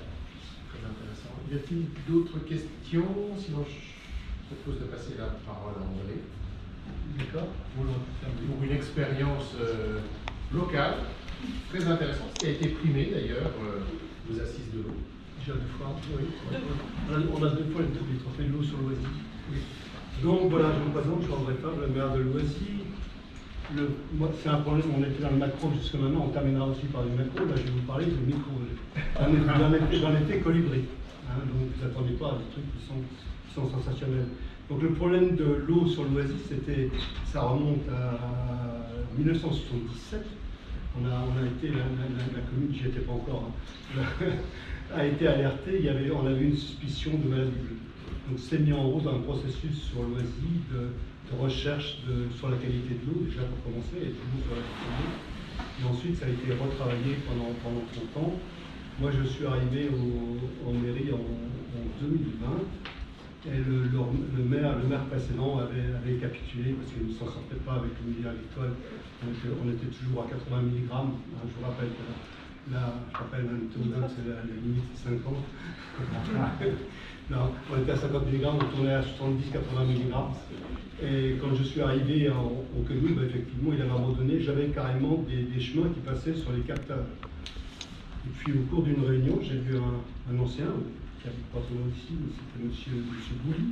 Je me pose la question, donc on revient 20 ans en arrière. Je dis, M. Bouli, j'ai un problème, j'ai un BIMS énorme sur mes captages. Qu'est-ce que je fais? Est-ce que j'abandonne, je me mets au syndicat, ou est-ce que je fais un effort? Il m'a dit, monsieur le maire, mettez-vous au boulot, il est hors de question que vous abandonniez vos captages, et puis qu'ils soient petits, on alimente en gros 700 habitants avec les stations de service sur l'autoroute. Mettez-vous, ça vous servira dans 40 ans, 20 ans après, il avait raison. Et on anticipe, je ne pensais pas que ça viendrait à ce point-là. Et là, ça fait 20 ans qu'on travaille sur les captages de Loisy. C'est-à-dire, si vous voyez la petite témoin au-dessus des stations sur l'autoroute, c'était entièrement en céréales. Il y a 20 ans, tout était en céréales. Et en 20 ans, en travaillant énormément avec le partenariat des agriculteurs, parce que les agriculteurs faisaient partie intégrante de notre travail. En gros, maintenant, on est à Les agriculteurs, par eux-mêmes, ont remis 40 hectares d'herbe. Ils ont abandonné 40 hectares de céréales pour remettre de l'herbe dessus. Ensuite, la commune en a acheté aussi une bonne partie par le biais de la SAFER. On travaille énormément sur cette partie-là. Et à l'heure actuelle, maintenant, on est redescendu à des niveaux de 0,25 mg en gros par litre. Ça veut dire qu'on est à la moitié de la norme. Voilà, sur une partie de nos captages. Naturellement, tout n'est pas plus bon dans le meilleur des mondes. On a toujours une paire d'agriculteurs qui sont récalcitrants. Et dans ce biais-là, on poursuit encore sur ce qu'on appelle maintenant les captages du grand loisir, c'est-à-dire qu'on a beaucoup de captages de loisirs, on a aussi 55 000 habitants qui sont ravitaillés sur le bas, tout Pompey, toute la Moselle. Et à ce niveau-là, on est en train de faire je pense qu'il y aura une grande avancée d'ici une paire d'années, de manière à mettre tout en protection. Et je pense que l'agriculture sur le loisir qu'on est en train de construire, petit à petit, avec bien du mal. Je pense que c'est l'agriculture pour la qualité de l'eau et la préservation de l'eau qui devrait être nécessaire dans les 30 prochaines années, si on veut avancer. C'est énormément de prairies, mais ensuite vous avez des cultures pas intranses. Ça, c'est l'avenir pour nos captages, pour notre eau et pour nos habitants. Voilà, moi c'était simple, j'ai été vite, je pense que c'est bien. Voilà, on pourra en discuter après on débattra. S'il y a des questions, je ne sais pas répondre tout de suite parce que je ne peux pas. J'ai essayé de résumer 70 ans en 7 minutes, c'est bien. Voilà, c'est bien. C'est bien, on en discutera après, j'interviendrai si vous voulez. Mais ça n'empêche pas que je suis aussi entièrement je travaille avec mes partenaires qui sont avec moi, parce que je suis aussi, au niveau où j'ai appui, au niveau de la communauté de communes de bassin de Pont-à-Mousson, en 2016, on avait pris ça à corps. Je suis aussi vice-président en charge des ouvrages. On parlait des digues tout à l'heure sur le syndicat Moselle-Aval. Donc je crois qu'on doit avoir 70 km de digues à gérer. Et ne serait-ce que pour redescendre encore sur mon bassin de Pont-à-Mousson, en gros, on a 3 digues à Pont-à-Mousson. Une digue qui a été faite, on parlait des vieilles digues, une digue qui a été faite en 1742, ce qu'on appelle la digue de Rieul, et qui est nickel, centenale, bien. Et 2 digues qui ont été faites par la navigation dans les années 60, où là, en gros, nous avons 5 millions d'euros de travaux. Voilà. Pour le quotidien. Je compatis. Voilà. Merci, André. S'il n'y a pas de questions, si moi j'ai une question. Est-ce que vous êtes allé par des mesures d'acquisition foncière ou alors juste par de la concertation, de la discussion en utilisant les MAE, mesures agro-environnementales, quel dispositif? Et on rêve, je crois tous, et celui qui vous parle est agriculteur en même temps, on rêve d'outils qui permettraient, dans certains cas, de pouvoir indemniser les agriculteurs pour éviter d'avoir des produits polluants utilisés dessus. Enfin, je suis agriculteur bio en plus et je vois très bien l'effet. Et à l'époque, j'étais vice-président du département. Je me rappelle la crise sur le plateau de Beuvezin-Vicheret et c'était assez terrible. Ouais. Je pense qu'on a épuisé tout ce qu'on peut imaginer, ce qui était prévu. Mais la bonne dose, le bon endroit, au bon moment, ça n'existe pas. Le seul point de vue, je pense, pour préserver notre eau, c'est l'herbe. Je rejoins madame tout à l'heure qui est intervenue. C'est vraiment l'herbe, c'est le seul qui nous fait descendre la qualité. Ensuite, on vient de terminer ces 2 dernières années en replantant 20 hectares d'agroforesterie avec les agriculteurs. C'est-à-dire 20 hectares sans compter d'arbres, donc qui va nous permettre de fissurer aussi notre calcaire pour un petit peu descendre un petit peu mieux dans les réserves. Ensuite de l'ombre, beaucoup d'ombrage, et ensuite les agriculteurs sont mis aussi à bosser. Et ils ont imaginé pour les périodes de sèche des haies fourragères. C'est-à-dire que des haies qui pourront exploiter en période août-septembre, si on a un paillasson sur de l'herbe, ils pourront avoir des arbres où ils pourront couper les branches tous les ans. Un petit peu genre saule, peut-être autre chose. Je ne sais pas si le saule c'est bon. Mais l'acide salicylique. Mais voilà, on voit des haies d'affouragement pour le bétail. Alors, tout a été toujours travaillé comme ça. En tout cas, je vois, avoir participé à pas mal de réunions à Loisy et sur le secteur là-haut, le résultat est quand même à saluer par rapport moi je me souviens de là où on partait, et on partait franchement de très très loin, tant dans la qualité de l'eau que dans les relations, je veux dire, collectivités, hydrogéologues, monde agricole. C'était quand même des réunions particulièrement agitées. Honnêtement, j'ai réussi à user 2 générations d'agriculteurs. C'est tout, hein, c'est le résultat. Mais non, mais la concertation est énorme. Ce qu'il faut, le monde agricole, c'est des acteurs, il ne faut pas oublier. Évidemment, ça va passer par le monde agricole, mais moi, je suis un campagnard. Les campagnards, les agriculteurs sur nos communes, il faut jouer avec. C'est eux qu'il faut travailler avec. C'est eux qui nous font vivre, qui nous font le paysage. Et puis qui nous font vivre, oui, c'est qui nous font vivre. Donc il faut à tout prix collaborer avec, et j'en vois beaucoup de vos collègues qui disent bah non, on passe, on y va en direct. Non, c'est notre bon vivre. C'est nos concitoyens, on y vit tous les jours. En plus, je les vis tous les jours à la porte. À propos d'agriculture, je ne vous l'ai pas dit, mais dans le nord-est, l'eau des canaux ne sert pas, ou extrêmement peu, à l'usage agricole. Oui, c'est vrai. Pour le moment. Pour le moment. Pour le moment. J'ai ouvert une étude justement pour voir comment, sur certaines zones influencées par nos barrages, quand on a des stocks, comment on peut croiser les données des besoins pour l'agriculture du futur, des cultures maraîchères ou voilà, des cultures qui auraient besoin d'irrigation. Comment on peut imaginer les alimenter. Dans un dispositif où on essaye d'économiser l'eau, c'est pas pour demain, mais au moins se poser la question. Merci André. Olivier.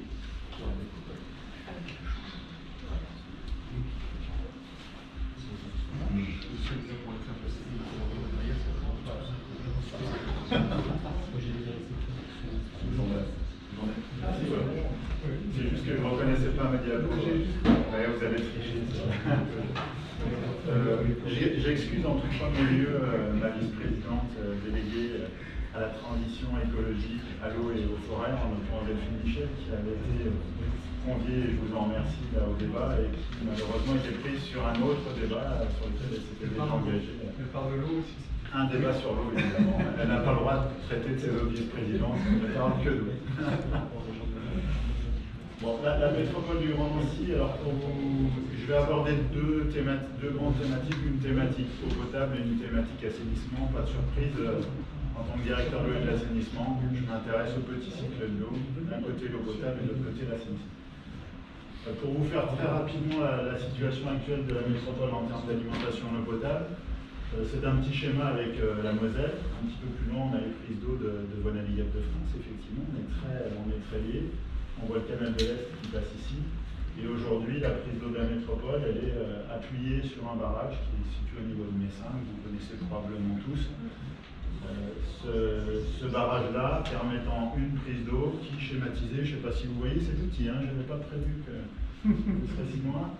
Une prise d'eau qui amène à une usine élévatoire, et à partir de là, on pompe l'eau brute prélevée dans la Moselle. On arrive à des bassins qui pour nous s'appellent des bassins de mise en charge. Et ensuite, on descend gravitairement avec 2 aqueducs jusqu'à l'usine Édouard Rimbaud qui se situe à Mandel-Relais-Nancy. Et à partir de l'usine Édouard Rimbaud, on a toute une kyrielle de réservoirs et de réseaux de distribution qui permettent de distribuer l'ensemble du territoire de la métropole en eau potable. Et cette prise d'eau dans la Moselle, elle est aujourd'hui sécurisée par 3 bassins qui s'appellent la réserve de Richard-Ménil. Si vous vous déplacez sur le secteur, vous constatez qu'aujourd'hui tout est bien fermé avec des clôtures et on a l'interdiction de s'en approcher, puisqu'en l'occurrence on est dans le périmètre de protection immédiate de la prise d'eau de la métropole. Et ces réserves de Richard-Ménil, du fait notamment d'une élévation quand même progressive de la température, elles se dégradent de manière significative l'été. Et donc, historiquement, la métropole a réfléchi à la recherche d'une autre ressource. J'y viendrai dans un deuxième temps. Alors j'avais fait un petit graphique sur l'année de sécheresse 2022, je ne vais pas y revenir, on en a beaucoup parlé, en 3 chiffres. 56% au cours de l'année on était en situation normale sur la rivière Moselle, 13% du temps on était en vigilance, 9% en alerte, 12% en alerte renforcée et 10% en crise. C'est sans doute une année record là en termes de durée des restrictions. de la mise en œuvre de l'arrêté sécheresse, avec, si vous faites le cumul des scénarios, des états de vigilance, alerte renforcée, alerte et crise, c'est 50% de l'année finalement qu'on a vécu hors situation normale. Donc c'est quand même une année qui effectivement est très particulière et va nous amener à nous projeter dans un futur plus compliqué en termes de ressources en eau. Un des premiers leviers en matière d'adaptation au changement climatique pour la métropole, si on regarde le volet eau potable, c'est évidemment la sobriété. La priorité, c'est moins prélevé dans le milieu. Et alors je vous ai mis 3 graphiques, hein. Vous avez les volumes prélevés, alors c'est tout petit là pour le coup, mais je vais vous donner quelques chiffres. 29 millions de mètres cubes prélevés dans le milieu au début des années 2000, donc en 2002. 20 ans plus tard, c'est 18 millions de mètres cubes prélevés dans le milieu. Donc on a réduit de 10 millions de mètres cubes de volume prélevé dans le milieu, avec 2 explications à ça. Une première qui est le rendement du réseau d'eau potable, dont vous en avez beaucoup entendu parler, des questions de rendement de réseau avec le plan eau, et à raison. On a beaucoup travaillé ces 20 dernières années sur le rendement du réseau d'eau potable, qui est passé de l'ordre de 60%, ce chiffre-là c'est 58%, en 2003, à un rendement maintenant stabilisé entre 85 et 88% pour l'année 2022. Donc on a réduit de ce fait-là de manière significative nos prélèvements. Et l'autre paramètre qui a permis de réduire de manière significative nos prélèvements, c'est la réduction des consommations. Il faut être sobre sur le réseau, mais il faut être sobre aussi sur les consommations. Alors ça génère des effets ciseaux. Il ne faut pas penser que les charges d'un service d'eau sont toutes proportionnelles, et donc à chaque mètre cube économisé non facturé, on fait 1 mètre cube d'économie sur nos charges. On a beaucoup de charges fixes, donc historiquement d'ailleurs, les opérateurs d'eau n'étaient pas très tentés par la sobriété de leurs clients. Il y avait quand même une certaine discrétion sur le sujet. On assume aujourd'hui pleinement une politique de réduction des volumes facturés. Et cette politique de réduction des volumes facturés, on la voit sur 20 ans, c'est 20% de volume facturé sur le territoire métropolitain. Donc ces 2 paramètres-là font les 10 millions de mètres cubes économisés en 20 ans. Et on poursuit sur cette thématique de la sobriété avec aujourd'hui un déploiement en cours de radio-relevé des compteurs d'eau sur l'ensemble du territoire de la métropole. L'objectif, il est double, il est de détecter une fuite sur les installations privatives pour être capable d'alerter rapidement l'abonné et éviter que les volumes perdus soient importants. Il y a un double intérêt, c'est que d'une part on économise la ressource en eau, puis d'autre part on évite aux grands anciens de payer une eau qu'ils n'ont finalement pas consommée et qui peut se traduire par des factures d'eau très significatives. L'autre intérêt du déploiement du radio-relevé, c'est de mettre à disposition de manière régulière des index, des compteurs, aux abonnés, de façon à ce qu'ils puissent suivre de manière plus active leur consommation. Il y a un intérêt derrière aussi pour nous au niveau du service, c'est de pouvoir suivre les consommations de nos abonnés plus finement, voire par typologie d'abonnés, et être capable potentiellement, demain, en situation de restriction d'usage, de pouvoir nous assurer que par type de consommation, je pense notamment par exemple aux stations de lavage, je pense à diverses activités qui peuvent être réglementées en arrêté sécheresse, on pourra demain surveiller leur consommation et donc contribuer au bon respect des arrêtés sécheresse. Un des leviers qu'on est en train de creuser, une étude vient de démarrer sur le sujet, elle a aussi pas mal, et ce sujet a été aussi pas mal évoqué dans le cadre du plan eau, c'est la réutilisation des eaux non conventionnelles. J'entends par là les eaux usées traitées sorties station d'épuration, parce que la bonne solution c'est qu'elles reviennent au milieu, ce qui est déjà un bénéfice pour le milieu, puisque ce sont des eaux qui contribuent en étiage à une forme de soutien d'étiage. Ou est-ce que ces eaux-là, elles ont un intérêt en termes d'usage, à proximité de la station d'épuration de Maxéville, par exemple, pour substituer une consommation d'eau potable avec des eaux non conventionnelles. Et là, on est à bilan neutre d'un point de vue quantitatif, mais on évite de prélever une ressource qui est naturelle dans la Moselle. On utilise une eau adaptée à des usages qui pourrait être une eau réutilisée en sortie de station. On a intégré d'ailleurs dans cette étude-là aussi la réutilisation des eaux de piscine, étant entendu que les piscines représentent des volumes stockés importants. On peut être amené à les vidanger au mauvais moment ou à des moments au contraire opportuns par rapport à l'étiage, et donc on se pose aussi la question de la réutilisation de ces eaux-là pour de l'arrosage, pour du nettoyage de voies. Et puis, un des sujets qui fait l'objet de réflexion aujourd'hui au sein de la métropole, c'est la tarification progressive de l'eau. Ça a été aussi un sujet largement abordé dans le cadre du plan eau. Sachant que par contre, on bute sur un constat significatif, c'est qu'on a à peu près 40% des biens, appartements ou maisons de la métropole qui sont équipés d'un compteur d'eau de la métropole. Et donc on a par définition 60% des appartements qui n'ont pas de compteur d'eau de la métropole, qui ont peut-être des compteurs d'eau privés parce que le syndic a installé des compteurs d'eau, mais qui n'ont pas de compteur d'eau de la métropole. Et donc mettre en place une tarification progressive aujourd'hui, ça veut dire que soit on appuie uniquement sur les gens qui ont un compteur individualisé auprès de la métropole, et donc on ignore quelque part 60% du volume consommé sur la métropole, c'est fâcheux. Soit on l'applique à tout le monde, et à ce moment-là, on punit quelque part les gens qui habitent en habitat collectif. Donc face à ce constat, pour l'instant, on n'a pas déployé le dispositif. L'autre levier d'adaptation au changement climatique par rapport à l'aspect eau potable, c'est effectivement, et ça a été évoqué tout à l'heure un tout petit peu, c'est la diversification de la ressource en eau. Je le disais tout à l'heure, notre prise d'eau dans la Moselle, déjà c'est une prise d'eau unique, donc en cas de pollution, la métropole doit s'alimenter soit avec les réserves de Richard-Ménil, si elle est potabilisable, soit se retrouverait dans une situation compliquée. Donc de longue date, la métropole étudie une alternative à la prise d'eau en Moselle. Et le projet qui aujourd'hui a été proposé au service de l'État et qui va faire l'objet de travaux de réflexion complémentaires suite à l'étude du dossier, c'est une prise d'eau en Meurthe qui se situe adossée sur la prise d'eau de Morteau de VNF. On continue notre mariage avec VNF puisque sur la Moselle, nos ouvrages sont fortement liés. Là, on viendrait s'adosser sur le barrage de Morteau qui appartient à VNF avec une canalisation de 23 km qui amènerait l'eau brute jusqu'à l'usine Louringo. Les qualités d'eau de la Meurthe et de la Moselle sont à peu près comparables, donc ça permettrait de potabiliser la ressource sans investissement supplémentaire sur la partie traitement. C'est 34 millions d'euros d'investissement, la prise d'eau en Meurthe, et le projet tel qu'il était pensé à ce stade, c'était de répartir notre prélèvement entre les deux rivières, la Meurthe et la Moselle. Alors ça a un intérêt évident en matière de sécurisation de la ressource, ça permet à la métropole d'avoir deux ressources, ce qui est fondamental. Ça permet aussi d'imaginer répartir notre prélèvement entre les deux rivières. Donc aujourd'hui, l'impact de notre prélèvement des 50 000 m3 qu'on prélève est intégralement répercuté sur la Moselle. Demain, avec une prise d'eau dans les deux rivières, on peut imaginer, en fonction de l'hydrologie des deux rivières, adapter notre prélèvement de la manière la plus judicieuse possible pour satisfaire au maximum l'ensemble des usages et les besoins du milieu.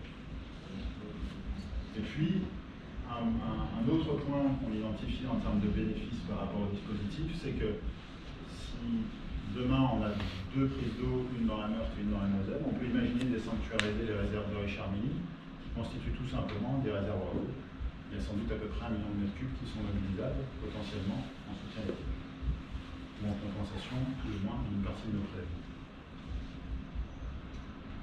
Bon, je ne reviens pas sur le sujet, le PTB engage aussi une étude quantitative pour apprécier les effets du changement climatique et de ce point de vue-là, la métropole soutient le PTB dans cette démarche-là, tant en tant que PCI membre de PTB qu'en tant que PCI intéressé par la gestion quantitative sur le bassin versant de la Meurthe. L'objectif étant évidemment d'organiser un partage de l'eau collectif.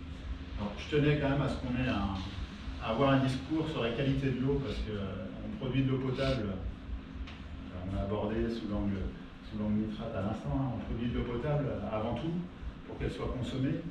Et si j'ai un message à passer ce soir qu'il faut retenir, c'est qu'il y a d'énormes efforts aujourd'hui qui sont pratiqués par les services d'eau pour que l'eau soit consommable au robinet, sûre, et qu'elle soit disponible à tout moment. Je vous ai mis quelques chiffres. En 2022, c'est 1900 prélèvements d'eau qui ont été réalisés sur l'ensemble du périmètre de la métropole, 60 000 paramètres réalisés pour caractériser et vérifier la qualité de l'eau. Donc l'eau du robinet, elle est très surveillée, elle est de très bonne qualité, tant microbiologique que physico-chimique, donc je vous invite à la consommer. Un vrai levier réduction de nos impacts et donc de protection du milieu demain et limitation du changement climatique, c'est d'arrêter de consommer de l'eau en bouteille. C'est bon pour tout le monde. Bien sûr. Également. Sachant que par contre, et c'est un point d'alerte, le changement climatique aujourd'hui, c'est aussi une question par rapport à la qualité de nos eaux. Aujourd'hui, une Moselle à 2 mètres cubes secondes, elle est évidemment beaucoup plus fragile avec toute pollution qui pourrait se produire, qu'elle soit industrielle, agricole ou domestique, qu'une Moselle qui présente un débit de 10 mètres cubes secondes. Donc il y a un vrai enjeu lié à la qualité de la ressource. Tous les intrants dans l'eau, ils se diluent plus quand on a plus de débit, quand on en a moins. Donc les concentrations qu'on voit apparaître en entre-usines montent progressivement. Et puis, on a aussi un enjeu lié à ces questions-là, qui est l'accès à l'eau pour tous. Aujourd'hui, on a des populations qui, avec le changement climatique, sont exposées aux températures, sont peu protégées, et on a donc un enjeu aussi de développement pour les SDF, pour les SWAT, pour les bidonvilles, de développement de dispositifs d'accès à l'eau, fontaine publique par exemple, et ainsi de suite. Ça fera partie des mesures d'adaptation au changement climatique, avec une double vocation, une vocation aussi sociale. En matière d'assainissement, la métropole, en matière d'assainissement, c'est une agglomération, vous la connaissez à peu près tous, des réseaux de collecte. Alors on a un peu moins linéaire que VNF, je suis un petit peu déçu avec mes 1400 km. 1400 km de réseau, pour vous situer, 40% en unitaire, donc dans lesquels on va mélanger les eaux pluviales et les eaux usées lorsqu'il pleut, et 60% en séparatif, donc avec des réseaux qui là séparent les eaux pluviales et les eaux usées. Et ces réseaux unitaires et séparatifs, les réseaux d'assainissement en tout cas vont jusqu'à la station d'épuration avec l'enregistrement en meurtre de la station. Et ponctuellement, lors des épisodes pluvieux, on a un excès d'arrivée d'eau dans le système, là où le réseau est unitaire. Donc on va déverser un mélange d'eau usée et d'eau pluviale au milieu. Et un des enjeux, évidemment, de demain, c'est, et on a engagé pour ça un schéma directeur d'assainissement, c'est de réduire nos impacts sur le milieu liés au rejet du réseau d'assainissement, notamment dans la Meurthe et dans les affluents de la Meurthe. Je ne vous décris pas en détail toutes les actions qu'on imagine combinées dans le cadre du schéma directeur. Il y en a une dont on va parler dans la foulée, c'est la réduction des eaux pluviales à la source, qui est un vrai levier d'adaptation. Après, on a une kyrielle de solutions techniques, créer des ouvrages de stockage, créer de grosses canalisations pour transiter les eaux, renforcer la station d'épuration pour pouvoir traiter le temps de pluie, rien d'exceptionnel. La gestion des eaux pluviales, et c'est un vrai sujet qui a d'ailleurs d'autres intérêts, je vais citer ici évidemment. Il y a un vrai changement dans la vision de la ville et dans la vision de l'assainissement.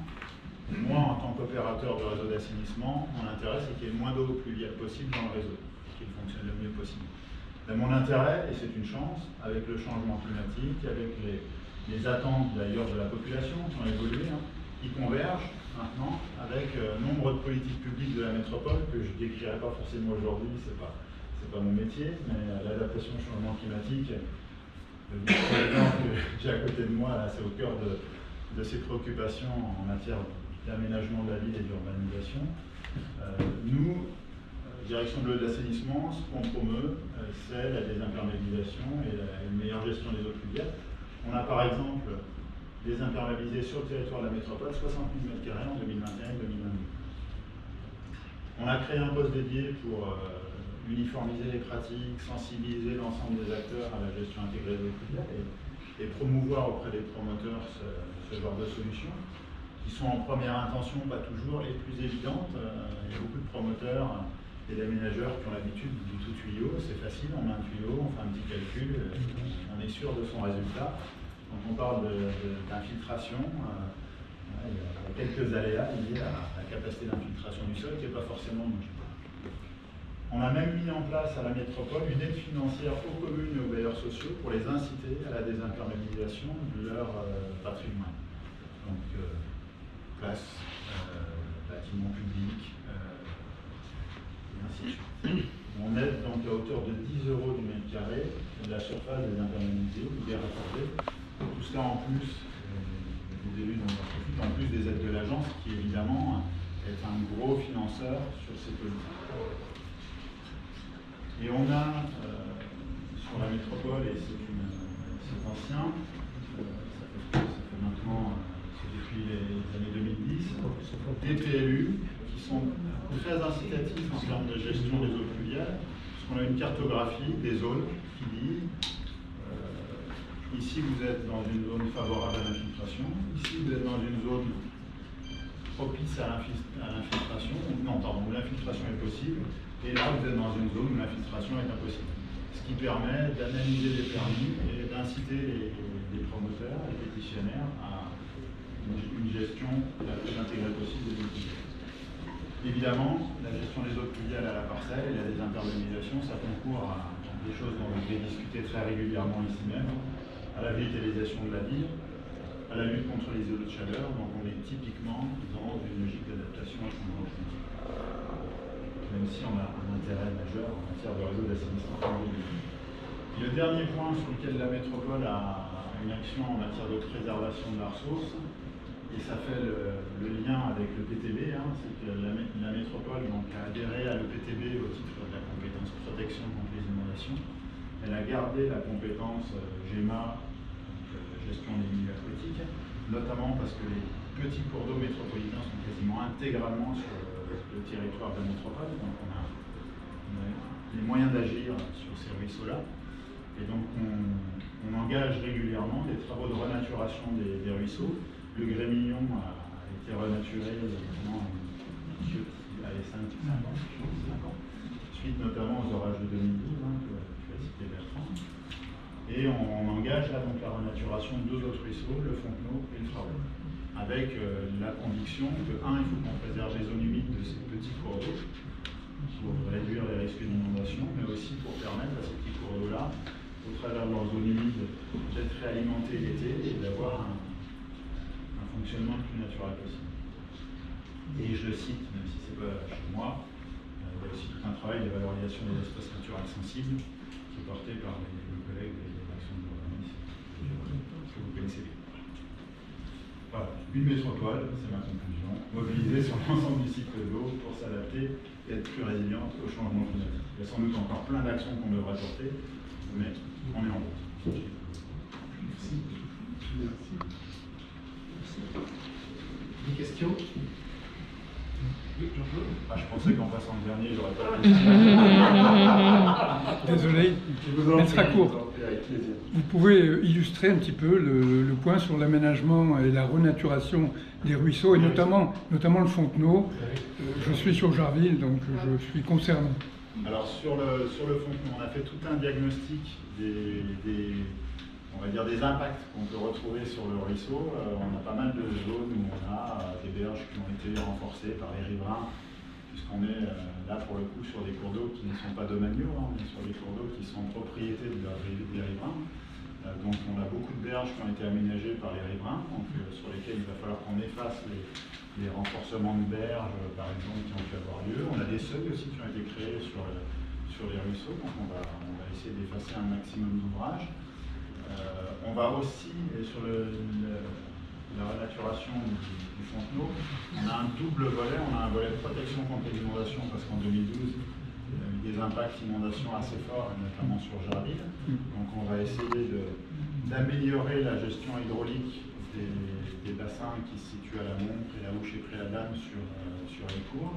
Et puis aménager une vraie réserve qui s'est faite naturellement en 2012 au niveau du bois de Renémont, qui nous intéresse côté Jarville.